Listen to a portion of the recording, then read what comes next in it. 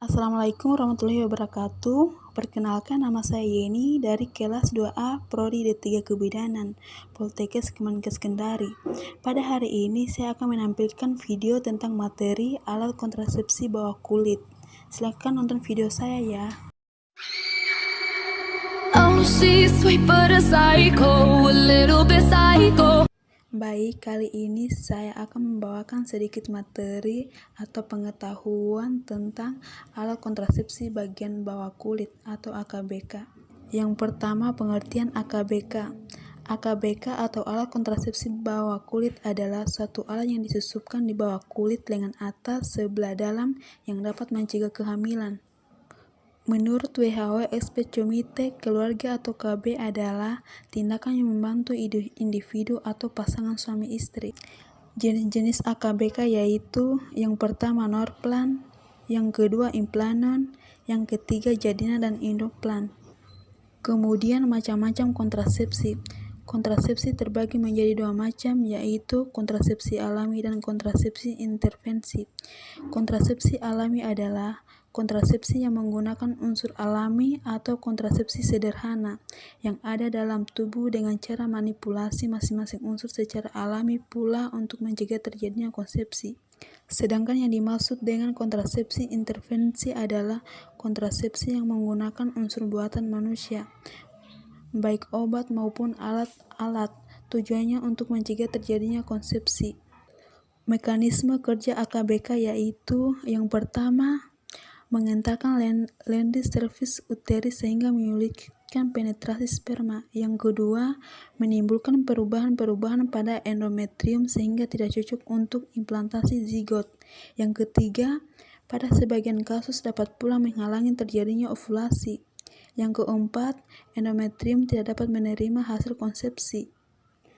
Keuntungan dan kerugian penggunaan AKBK. Yang pertama, keuntungan. Ke-1, daya guna tinggi. Yang kedua, perlindungan jangka panjang sampai 5 tahun. Yang ketiga, pengembalian tingkat kesuburan cepat setelah pencabutan. Yang keempat, tidak memerlukan pemeriksaan dalam. Yang kelima, bebas dari pengaruh estrogen. Yang keenam, tidak memengaruhi kegiatan senggama. Yang ketujuh, tidak mengganggu ASI. Yang kedelapan, klien hanya perlu kembali ke klinik bila ada keluhan. Yang kesembilan, dapat dicabut setiap saat sesuai dengan kebutuhan. Yang kesepuluh, implan melepaskan progestin dengan kecepatan rendah dan konstan, sehingga terhindar dari dosis awal yang tinggi. Kerugian. Yang pertama, insersi dan pengeluaran harus dilakukan oleh tenaga terlatih.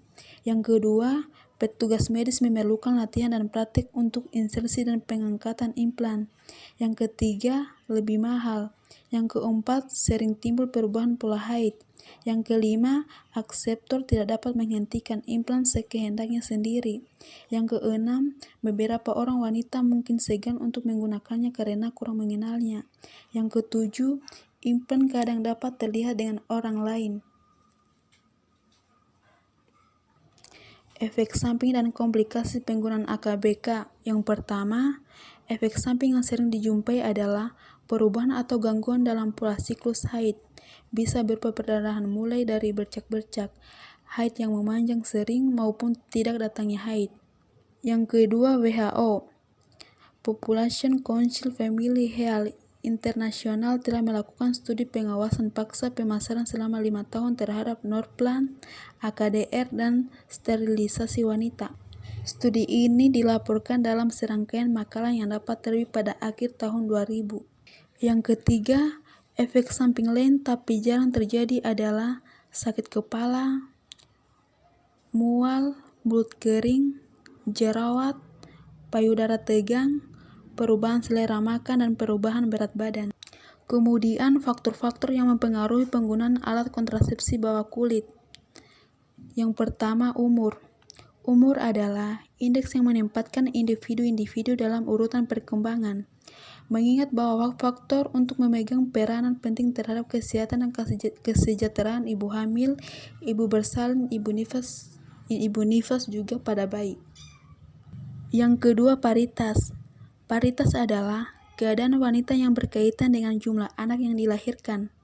Menurut Horlock, ibu yang sudah melahirkan lebih dari 1 kali akan lebih yakin dalam menggunakan dan memilih kontrasepsi. Yang ketiga, pendidikan. Pendidikan adalah jenjang sekolah yang dilalui secara formal. Tujuan pendidikan adalah memberikan pengetahuan.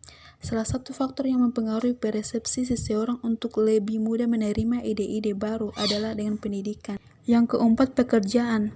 Pekerjaan adalah sesuatu pekerjaan yang dilakukan oleh seseorang dalam hal ini adalah pekerja ibu, bekerja dan tidak bekerja. Sekian dan terima kasih.